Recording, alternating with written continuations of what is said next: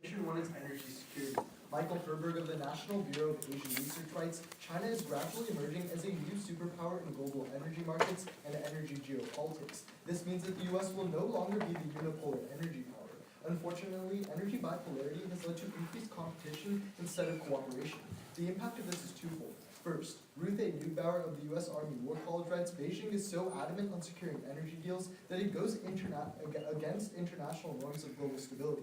China's burgeoning energy consumption has pushed Beijing into economic relationships with regimes that are state sponsors of terrorism. Beijing involves itself in failed and failing states in order to gain access to natural resources, and Chinese petrodollars continue to finance corrupt regimes. This perpetuation of state failure is devastating, as a study by James Piazza of the University of North Carolina finds that failed states are 15 times more likely to be the source of transnational terrorism. Second, John Lee writes in the Washington Quarterly that China would not hesitate to engage in direct energy conflict because securing access to energy markets is seen as essential for mitigating risks to the very survival of the regime in China. As a result, Michael Clare notes that there's a risk of serious Sino-American conflict as the world's supply of easily accessible petroleum rapidly shrinks. The U.S. and China could become trapped in a zero-sum great power contest for access to diminishing supplies of exportable petroleum. Contention 2, dollar hegemony. The U.S. has enjoyed unparalleled international economic success because the majority of trade is conducted exclusively with the U.S. dollar. However, the rise of China threatens the U.S. dollar's role as the world's reserve currency in two ways. First, as economist Robert Mundell explains, the long-term rise of China's currency means that it is likely to become the reserve currency in the future, even if the government of China does nothing about it. Second, China's rise gives them the worldwide economic influence necessary to subvert the dollar. In fact, Andrew Batson of the Wall Street Journal explains, China has already called for the creation of a new currency to eventually replace the dollar as the world standard, making it clear that they want a global economic order less dominated by the U.S. In fact, the Wall Street Journal reports again in 2012 that China has begun diversifying its currency holdings. The percentage of dollar holdings in China's foreign exchange reserves fell to a decade low of 54%, down from 65% in 2010. The impact of a loss of dollar hegemony is twofold. First, as economist William Clark explains, the dollar would crash anywhere from 20 to 40% in value, and the budget deficit would go into default. Second, the Harvard International Review explains such a budgetary shock would substantially decrease our ability to fund our military, leaving the U.S. vulnerable as it scrambles to regroup in a new security environment. The ability of the U.S. to respond to threats across the globe would be diminished, and enemies would be incentivized to take aggressive action to take advantage of this new weakness. Contention 3, environmental harm. China's rise creates unsustainable pollution.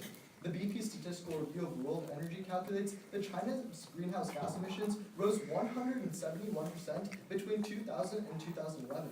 A report by the Global Carbon Project further finds that 80% of the rise in emissions worldwide are due specifically to growth in China. Moreover, Sergei Paltsy of MIT quantifies, instead of an increase by 1.2 degrees Celsius relative to the 2000 levels, the resulting temperature is 2.3 degrees higher if China does not participate in mitigation.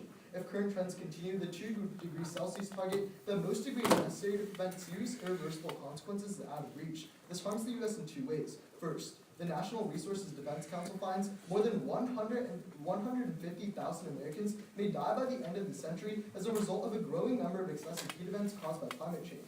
Second, the same report finds that if present trends continue, hurricane damage, real estate losses, energy costs, and water costs will come with a price tag of 1.8% of U.S. GDP. In other words, $1.9 trillion annually. Thus, because China A, undermines our energy security, B, devastates our dollar hegemony, and C, undermines our environmental security, we can honestly see no other ballot but energy.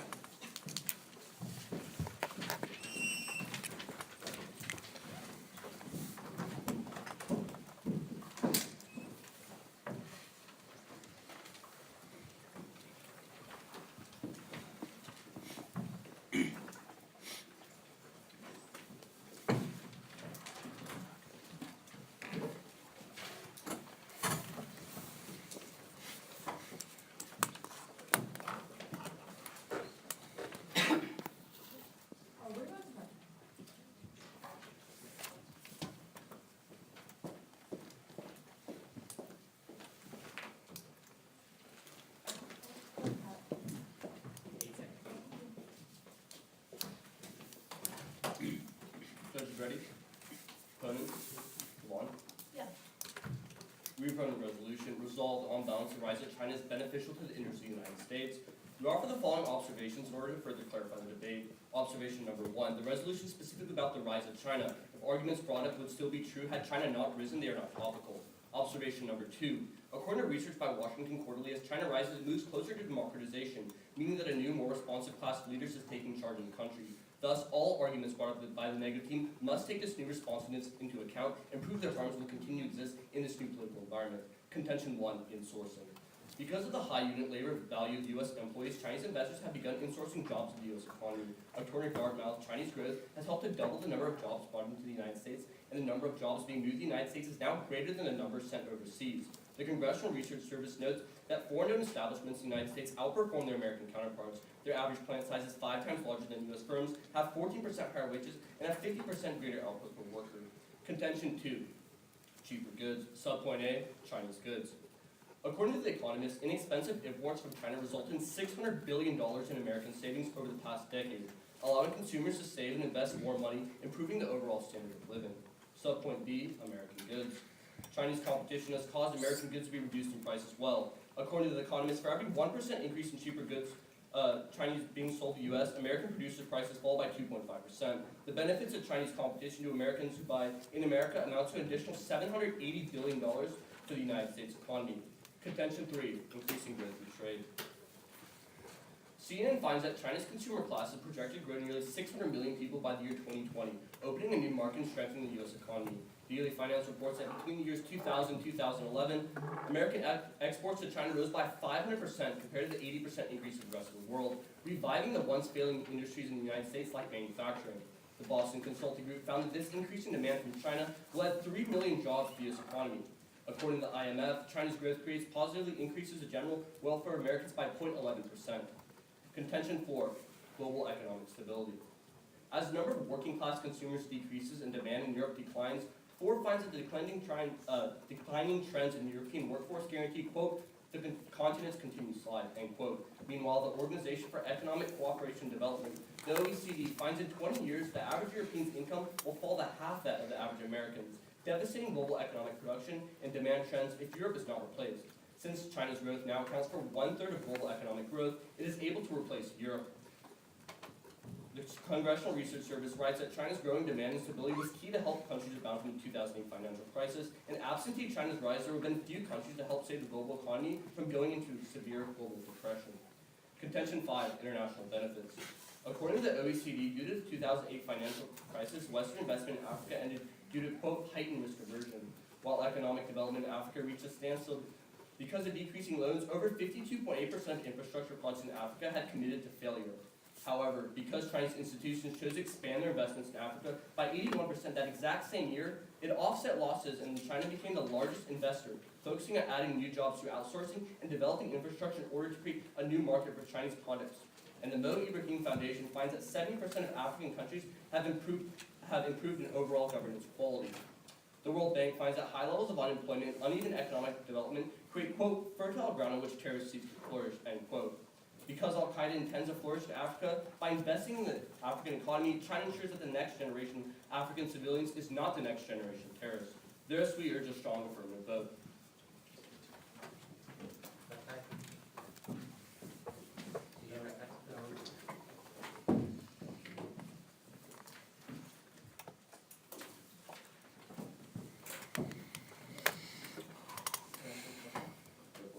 When will China become a democracy?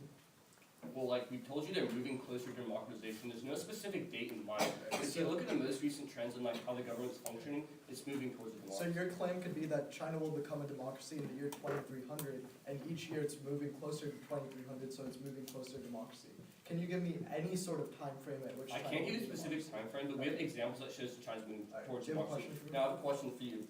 So let's talk about your dollar hegemony argument, right? How is your argument unique to the rise of China when the UN themselves has stated they wish to reduce U.S. dollar hegemony because of the uneven power it supplies in economy? So even if the UN wants to take action, China is essential for the UN to take this action. We give you two Do you have specific a reasons. specific Yeah, piece of evidence I'll that give you- says yeah, I'll only give you because of two. China's rise, Yeah, I'll the give you UN two will be able of to use I'd be glad to give you two of those. Right. The first one is the evidence from Robert Mendel, which specifically explains that the only reason anyone can take action to switch the towards UN do you mind if I explain? to switch towards the yuan is because the yuan is appreciating as China rises. But the second reason is that China is the largest foreign holder of our exchange reserves. Insofar as this is true, any action to move away from the dollar requires China. Now let me ask you a question. On your first contention, on net, how many jobs have we gained due to China's rise? Like, we show you that we're doubling the amount of jobs. Like, we On insource more than we outsource. Alright, so on net, over the rise of China, how many jobs does that equate Like, to? we don't give you a specific number, but our next contention, remember, because of growth and because of China's growing middle class, we will gain 3 million jobs on Is that. that, Now, can we talk about your, where do you ever environmental specifically prove that that's an on net number? Because I'm pretty sure it's not.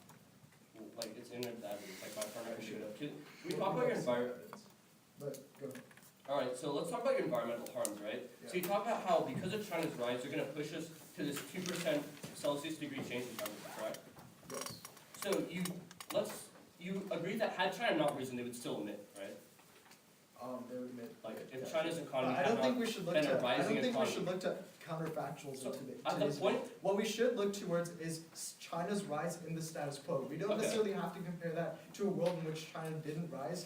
We just have to evaluate the impacts of Right, China's so rise at in the the- status quo. And as China is rising in the status quo, we are seeing a 171% increase in Okay, emissions. Specifically, 80% of that is due to economic growth, as we okay, cited within but our at the case. point where China's historically only responsible for 8% of all emissions, and the other 92% was performed by the US and its Western allies. I mean, I would call that evidence into question. We have Okay, can specific you evidence that said contribute, that. okay, But I can you, mean, I'm pretty does sure your that evidence China say that accounts this for more than 8% from 8% of China global is what's emissions. going to push us over the Yeah, threshold, our and evidence that from- other developing countries, Yeah, like sure. Brazil and Argentina, won't push us Yeah, over this I'd be threshold? glad to explain that. Wait. Our evidence from MIT specifically tells you that China's rise uniquely brings us across the threshold from 1.2 degrees Celsius to 2.3 Okay, degrees Celsius. and you- And that 2 degrees threshold is what makes climate change impacts Yeah, but does it irreversible. take into the fact that like economies like Brazil and Argentina are also rising and also emitting, increasing their Yeah, emissions? that's what the 1.2 Wait, can we see degrees that piece of before evidence, please? China's rise is. Yeah. Alright, can we see that? Can we see your evidence, the one I asked for on net, as well as the Eurozone evidence? And we'll take prep in the meantime.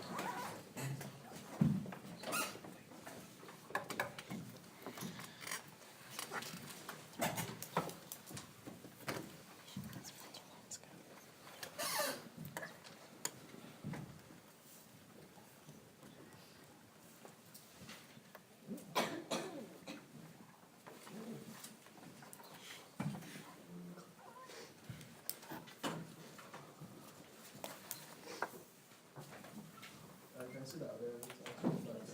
Yeah.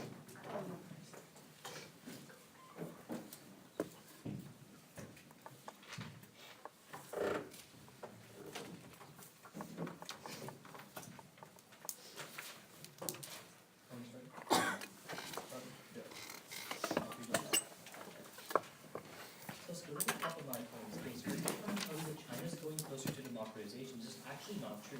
If you look specifically to Richard Vergara of foreign policy, he explains a couple flaws. First, China's military still controls all the politics and elections, so this is empirically not true. But more importantly, the new leader in China is moving China closer to communism and away from democracy as China rises. This observation is actually not true. Now let's go down to their first contention. They essentially try and talk about insourcing. There's going to be a couple of responses here. First, if you look specifically to Alan Thompson of The Atlantic, after analyzing over 100 different businesses in the United States, he found that on net they're still losing jobs in China. Simply put, there's no insourcing happening empirically. But more importantly, he finds specifically that the job manufacturing gap between China and the United States actually increased by 4 times faster than the United States and the rest of the world. What this means is we're losing our jobs 4 times faster to China than the rest of the world. So clearly, this insourcing impact that my opponents are talking about is not true. In fact, their own study from Berkeley University doesn't specifically isolate for China, so you're not not even going to be looking for it. But more importantly, if you want to look to an on-net statistic, which they never provide you, by the way, if you look to David Otter of MIT, he explains that because of China, on net, we've lost 1.5 million jobs. Again, their impact is empirically not true. You're not going to be looking to it. Now let's go to their second contention, where they essentially try and talk about cheaper goods. And at some point, they talk about how these cheaper goods facilitate the economy. Remember, this is empirically not true. If you look to Mary Amati of the Federal Reserve in New York, she specifically explains that this trend is actually reversed. After looking at post-2007, Chinese price goods actually increased by 7%, reducing this trend that they're talking about. So as China rises, those prices are going up. Again, this is empirically not true. That's going to be a bad thing for our economy. Now go to their subpoint view, where they essentially try and talk about American goods. We realize that China is only stealing innovation from the United States and innovating in China, which harms our economy overall. If you look to Doug Palmer of Reuters, he explains that as China rises, it engages in more intellectual property theft, and quantifies that if China didn't do this, we would gain another 2.1 million jobs. He also explains that this harms 50 to 80% of long-term economic growth. So clearly that's not helping the economy. You're not going to be looking to it. Finally, let's go to their third contention, where they try and talk about exports. We realize that as China rises, they're not going to be buying out exports anymore for a couple of reasons. First, you can look specifically to the Heritage Foundation, which explains that as China rises, it wants its own domestic firms to flourish even more. So specifically blocks our exports from going to them in the future. So as China rises in the future, less exports are going to be going to China. But more importantly, you can look to Bob Davis of the Wall Street Journal, who finds empirically that after 2008, the trade deficit with China increased by 18%. What this means is even if we're exporting to China, we're importing even more from China. That's still a net harm to jobs. That's still a net harm to the economy. You don't look to this contention. Now let's go to their fourth contention, where they essentially try and talk about global economic stability. And there's again a couple flaws with this contention. First, realize that empirically, China's only going to cause the United States recession. Look to as we tell you that in the status quo, China is dumping dollar holdings, and China's inevitably going to replace the dollar. Now, when we lose a dollar, that's going to be a 20 to 40% economic collapse in the United States. On net, that's bad. My opponents are looking to Europe, but realize when we actually look to the United States, we're going to see that China's causing a recession. So you don't look at this argument on the whole. But second, remember that they don't prove to you that Europe wouldn't collapse without China. So insofar as they're not isolating for China, again, you don't look at this impact on face. Now let's go to their fifth contention, where they essentially try and talk about international stability, and they first talk about Africa. Realize that on net, China only increases instability in Africa. You can look at David Anderson of the Small Rules Journal, who explains that because China continually puts a military presence in Africa, it on net creates instability. This is going to be a bad thing, because even if they're trying to help Africa, they're only solving for a problem that they themselves caused in the first place. But finally, realize that if you want to look to the rest of the world, China on net creates instability. You can look to Shirley Kahn of the Congressional Research Service, who explains that China gave nuclear materials to Pakistan, as well as Iran, as well as Libya. He also finds specifically that China also gave arms to Saudi Arabia and chemical weapons to Syria. The empirics don't lie. As China rises, it sells more of these arms to more regions, creating more instability on the whole. They look to Africa, but when you look to Africa and the rest of the world, on net you only see more instability, more terrorism, and more arms being sold. That's bad for the United States. That's why you're going to be Actually, before you run past, can you get the Evans Alex asked for the It's about the UN and climate change predictions. We'll start at 1. Yeah, we'll start at 1.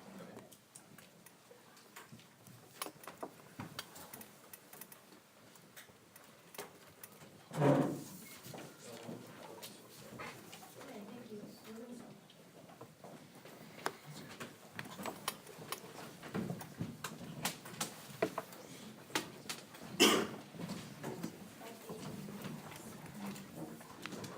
We're gonna start.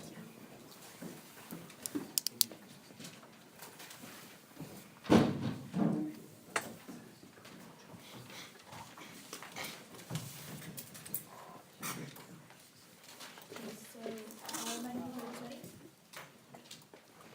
Minutes? And Alex? Yes.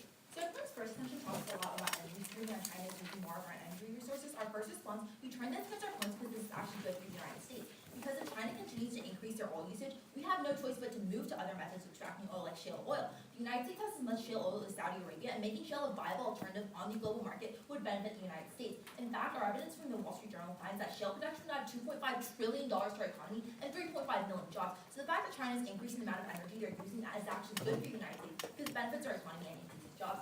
Secondly, you're going to turn this against our opponents. You're going to turn their impact against them because they give you this James Piata card that says that instability leads to terrorism. Remember, in Africa, China is decreasing instability. read you evidence that says instability in Africa has decreased by 70% as their economy has increased specifically because of China's investments. This is a huge impact in today's round because Africa is the new breeding ground for terrorism. At the point where China is preventing terrorists from getting another safe haven to plan another 9/11, that's a clear win for the affirmative team. Thirdly, you're going to be turning this against our opponents anyways, because our opponents say that their next impact is direct conflict. Our study from Yale University finds that economic interdependence decreases the chance of conflict by 43%. At the point where their contention isn't unique in that China would still be wanting energy resources even if they hadn't risen and resources are finite, we're going to see a higher chance of conflict if China hadn't risen because they wouldn't be economically dependent on the United States. So we're going to turn that against them. Our opponent's side contention talks about dollar hedge and how China is decreasing their dollars hegemony. Our first response, this is completely non-unique to China. The United Nations has suggested dumping the dollar as the world's main currency because they feel it is too unstable. So at the point where this problem exists with or without China's rights, we're not going to be granting them any of the impacts of trying to stem off this contention. Secondly, though, because of this, you can actually turn this against our opponents, because our evidence from the New York Times finds that China is actually trying to keep dollar hegemony up. Because the United States is trying to create a new global currency, China is trying to include the yuan, the rupee, and the US dollar in there, because China is still economically dependent on the United States. They are forced to take our interests into account. They're just once you turn this against our opponents again, because our opponents talk about investment in the United States, China can't do anything to harm us because while they hold 10% of our treasury bonds, we hold 70% of their foreign direct investments. It's a 7-to-1 ratio. If they hurt us, they get harmed too because they lose 70% of all foreign direct investment in their country. Turn this against our opponents. Last, our opponents talked about the environment, and they blow up this huge idea of climate change, and they give a lot of rhetoric that makes it seem like China is the only country doing this. Our first response is completely non-unique to China because this problem exists with or without China. Our evidence from the New York Times finds that China has only emitted up to 8% of global emissions up to date. At the point where China didn't rise and their emissions were, say, halved, which is being more than generous to our opponents, 96% of the problem still exists. So at the point where China isn't the reason for the problem, you're not going to grant them this impact. Secondly, our opponent's evidence doesn't account for the fact that recently China is trying to reduce emissions.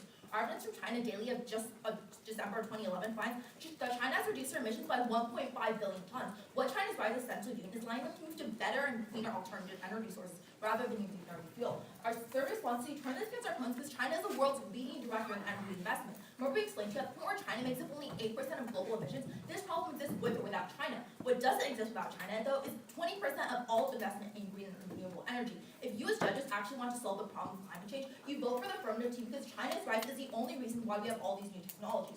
Last and most importantly, turn this against our opponents yet again because China is solving the problem in the long run. The problem with climate change and emissions is that when countries start to develop and they don't have enough money to use green alternative energy, what they essentially end up doing is using dirty energy like coal. However, evidence from the New York Times finds that China proliferates green and clean energy to developing countries in African countries like Brazil and India. So China is stopping these countries from making the same mistake we did in the long run. It doesn't matter if we solve the problem in China now, 5 years down the line, Africa creates a problem, 10 years down the line, India creates a problem. The fact is China is preventing this problem from happening in the long run. Thus, if you're worried about climate change, you turn this against our opponents. Now, in response to moving on, I'm just going to jump to our contention because I'm running out of time. Our opponents respond by saying that China causes instability because they give them arms and weapons. This is not unique to China. The United States gives these countries weapons, and China would have done it with or without their rise. So unless they can prove to you these harms are directly because of China's rise, and none of these harms would exist without China's rise, you're still going to flow for our terrorism impact from Africa. Can we see the 70% evidence for Africa? Yeah, sure. And 96%. 8% emissions, I think. Yeah, of course. Do you want it now or after? As soon as possible. Okay, Alex. But it's fine if you get something to us, right? As long as I get it. Alright, I can tell you guys what the speech was. And 70% is, it should be in these third classes. It's the last paper, and we're going to be, right up.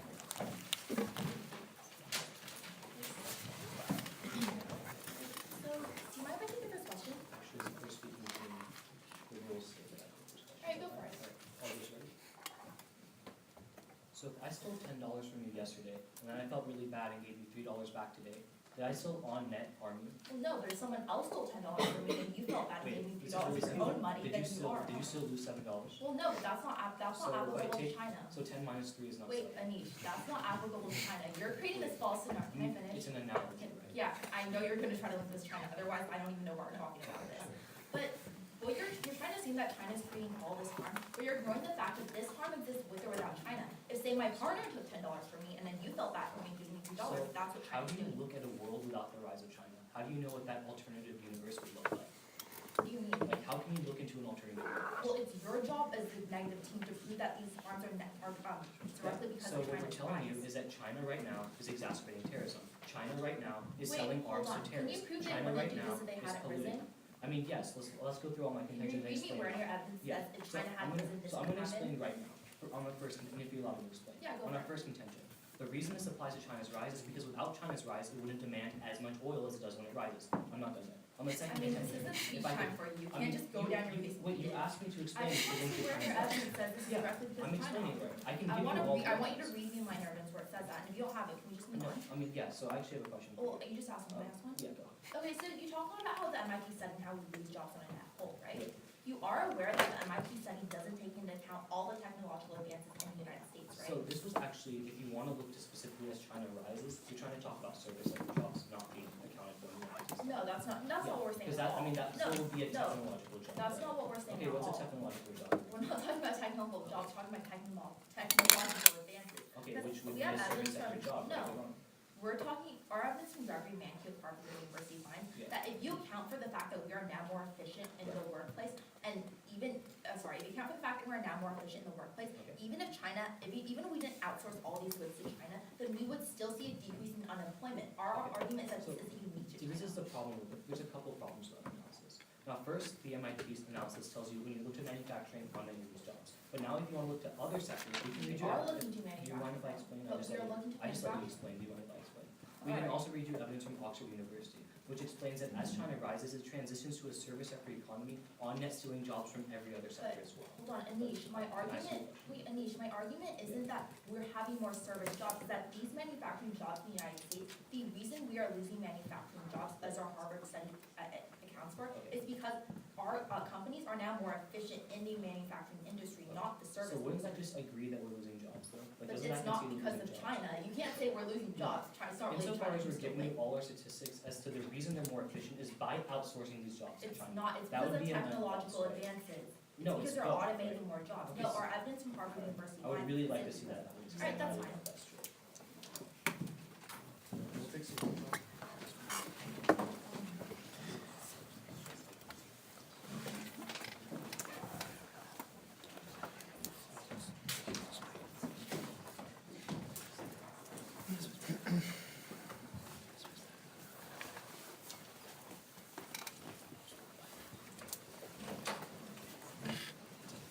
Here's the manual.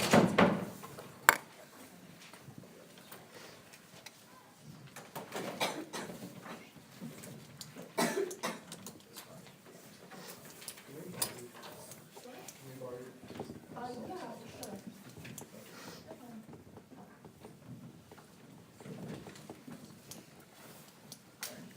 Okay, Jim. Yeah. Thank you, judges.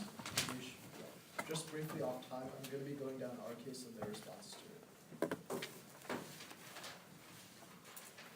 Let's start with our contention about energy. Their only response to our link is that high oil prices are good because they cause investment in alternative energy. But number one, they don't actually prove this is happening in the United States. But number two, if you look at estimates from the EIA, we're inevitably going to be increasing energy demand throughout 2030. They try to respond to our impact of state failure by telling you that there's a 70% decrease in instability, but nowhere in this piece of evidence does it even mention a link to China. Don't let them get away with that. We are telling you specifically that China is the sole reason these failed states are being propped up. That's a unique link to China. But moreover, China is giving weapons to these unstable regimes. That's a unique link to China. They don't give you a unique link to China. Don't let them get away with that. Remember, second, we tell you that the United States and China are going to be going into conflict because of this. They tell you that economic interdependence solves for conflict, but we're telling you that China values energy even more than economic interdependence, so there is going to be conflict. This outweighs their case for a couple reasons. Number one, energy security is a prerequisite to national security. Without a stable source of energy, we literally cannot do anything. But number two, if the US and China go to conflict, they're going to cut off any economic benefits. That outweighs their case. Let's look at the second key issue on dollar hegemony.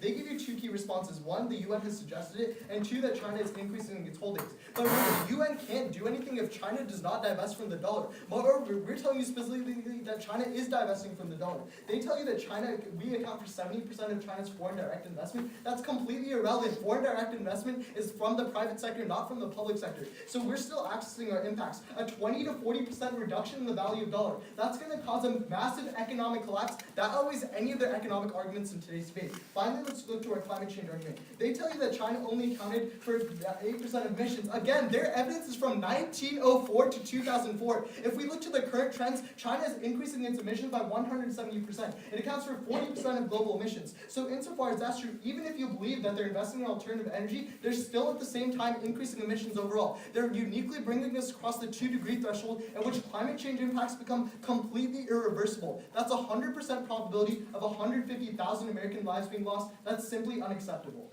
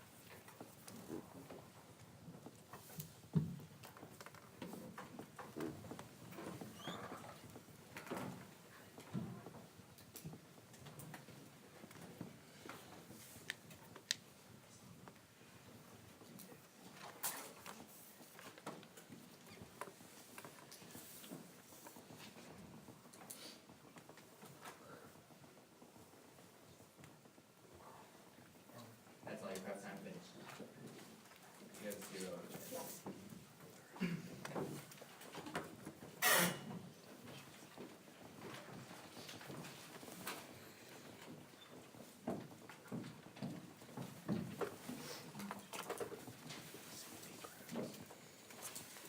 Are the dudes ready? Notes? One?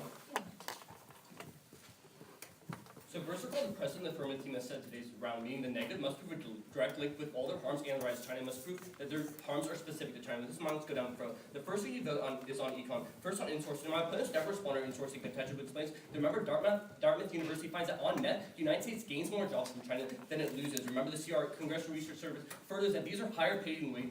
These jobs have higher paying wages by 14% and have 50% greater market capacity. They try to respond with the MIT study, but remember, our evidence from Harvard University finds that Gregory Mankin conducted a study that isolates China's rise and finds without China's rise, unemployment in industries that compete with China would be exactly the same. This is because all their studies about unemployment are because of automation increases and efficiency increases to drop this response. Next, look at cheaper goods. They never respond to cheaper goods contention. You extend our economist evidence, which explains because of China, we have a $1.5 trillion tax rate on the cheapest, on the 1.5 trillion tax rate on the poorest people in the United States. You weigh this about all other impacts brought in this round. They never respond to this. They only say that China's the products are increasing in price, but they never really give you any quantification. But third, you look to remember, because China's consumer class is growing, projected to hit 600 million people by the year 2020. This will bring jobs to the United States because the United States will increase their exports. Remember, they never respond to the fact that we increase exports to China by 500%. This will create 3 million jobs. But next, look on to climate change. My opponents try to blow up this issue about climate change and try to blame China's rise to solve creative climate change. They never respond. Their evidence never takes into account that rising economies like Brazil, Argentina, in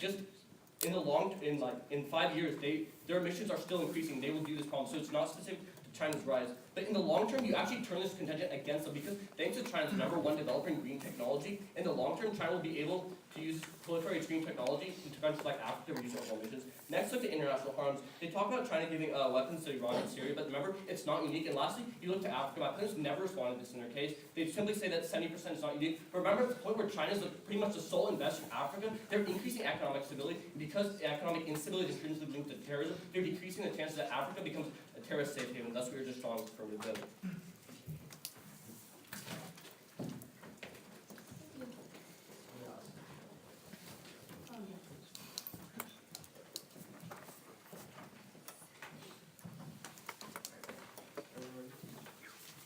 when you first read this piece of evidence on your laptop, you said it claimed that on net we gain more high-tech jobs because of Wait, Chinese trade. No, Can you- that's Alright. not what the evidence on the laptop was. What is The it? evidence on the laptop is a Yankee study from Harvard University I asked for, that said that even if our trade with China remained at the same levels it did in Can you point out the single But word that's China in not that the- piece of evidence? Where does it say China? Where does it say China? On that card you gave us? I mean, it says that had trade and manufacture been balanced since Wait, 1970. can you just What's read where it China? says China? We trade with China, don't we? I mean, I Where just does want that trade with I China? just Where want does you- it specifically isolate for China? It accounts for trade as a whole. I don't see why it matters at the point So where it doesn't China isolate for trades China? with, no, China trades with the United States. It accounts for this trade with China because trade with China is And- trade as a okay. whole. Alright, I and mean- your evidence is from 1970 to 2000, correct? No, our evidence looks to trade with China in the 1970s. If we had remained at that level of trading with China and we didn't have all these technological advances within the United States, our employment would be higher than it is now. Do you have a It's not question for us? because China. Yeah, we do. So we keep talking about climate change and how China is increasing emissions, right? Yes. You are aware that in the last couple of years, they've decreased their emissions by 1.5 billion tons. No, with this season That, rise. that evidence is not talking about emissions. That evidence is talking about coal demand. That's not true. No, It talks about and even 1.5 if, okay, billion even tons. if it's decreasing, let's assume that evidence is true for a second. Even if it's decreasing its rate of emission, in absolute terms, as China rises, it's still emitting. Well, And what's moreover, the we're impact? telling you specifically that even despite all the evidence you read that supposedly says that China is decreasing emissions, we are still on track to cross that Wait, threshold can we look- specifically because of China. Alright, let's look at your impact, right, which is crossing this threshold, correct? Right. Can you show me the line in your evidence, point to the line in your evidence where it says only China can push us over this threshold and not other developing Because, countries? I mean, at the Right, point so where just, China, it doesn't say that. I mean, at the point where China really doesn't make up all that much of global emissions as a whole, gonna- it's pretty I'm gonna- ridiculous. I mean, to all think you that proved to you us is that between 1904 and 2004, it didn't Do you account for have a that. different Do number you of want me how to much read you the accounts quote? for global growth? Yeah, first of all, we show you the 171%. Wait, no, of But I want global to read you, emissions, how much wait, of it is you're from trying to China? indict my evidence, I just really want to read you the quote, because No. we're actually citing evidence specific to Wait, China. Anish, It's specifically, do you want me to read it or not? I just wanna know how much of global Yeah. economic. Yeah, emissions 80% of the global increase in emissions is specifically attributable to growth in But China. That was an That's what we read in Okay, but case. say China hadn't risen, right? Other countries are gonna rise. Brazil, Alright, so- Argentina, they- Say China hasn't risen, other countries are gonna rise, we would trade with other countries, correct? What? We would trade with those new risen countries, right? Yes, we Okay. would. Say China hadn't risen, other countries would invest in the Eurozone, correct? Wait, that's not how. Wait, I'll fix your entire case. Hold on. Like, say China hadn't risen, other countries would invest in Africa if they rose, right? You would like me to explain that wasn't Alex's argument. His argument was that we're always going to have problems with climate change so long as developing countries don't have And access. China severely exacerbates no, these can I issues by finish? bringing this Can I across finish? the irreversible So, threshold. Yeah, no, you can so finish. long as they don't have access to green and renewable energy, China proliferates this energy to these countries, so it's also any possible long-term impact, and that's fine. Oh, we'll take the rest of it. It's like 40 seconds.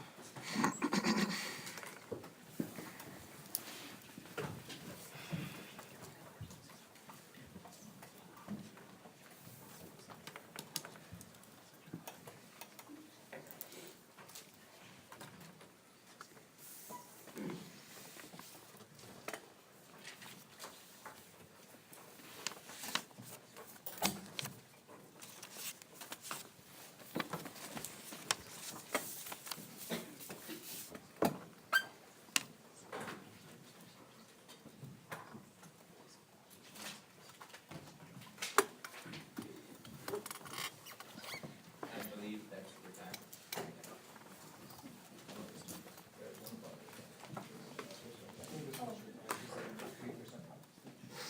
I'll just do this.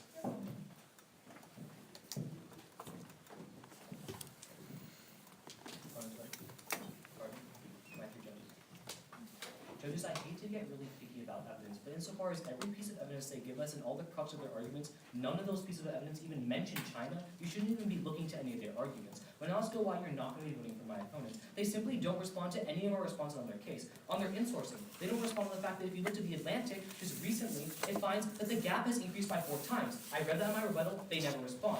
If you look specifically at cheaper goods, I tell you that the trend has reversed. The goods are now more expensive. That's no longer true. On exports, again, the same thing holds. I tell you specifically, if you look to the whole picture, exports and imports, the trade deficit since 2008 has increased by 18%. This means that you're not going to have that export market they're talking about. And remember that China is blocking these exports in the future. They never respond to that.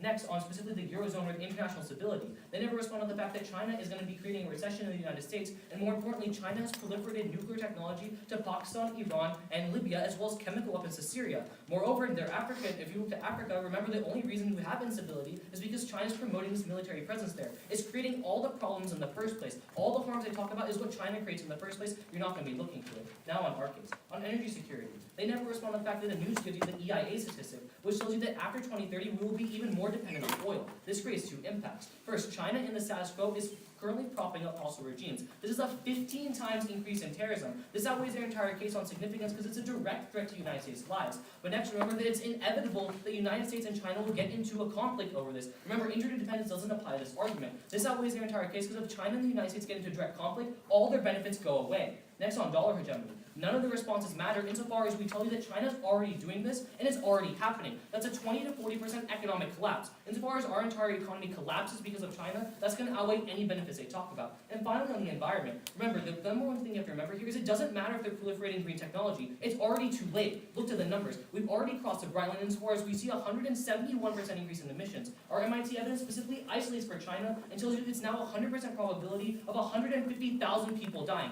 That's simply unacceptable. Life is the biggest impact on the round. They don't readily respond to that. That's why you're going to be looking at.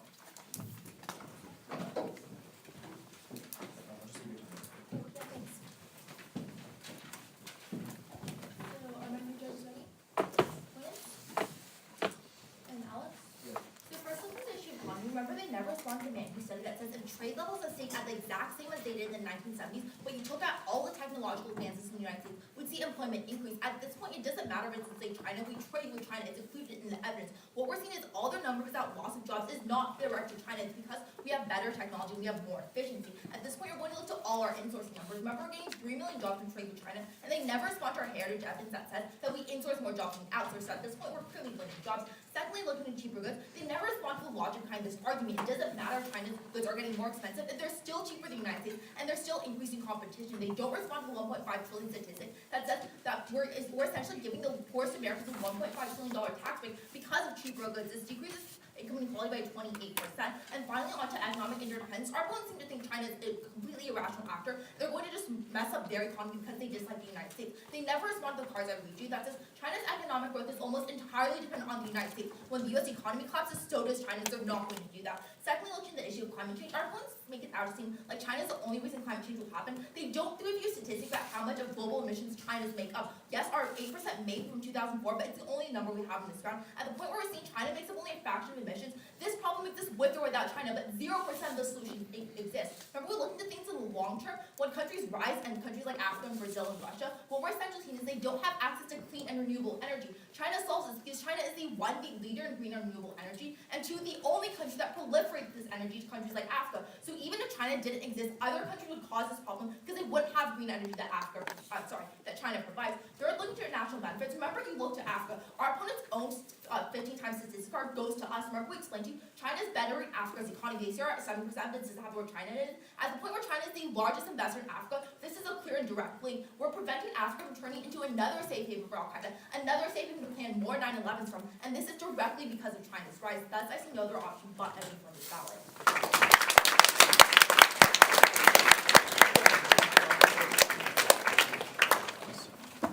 Alright, thank you. So we have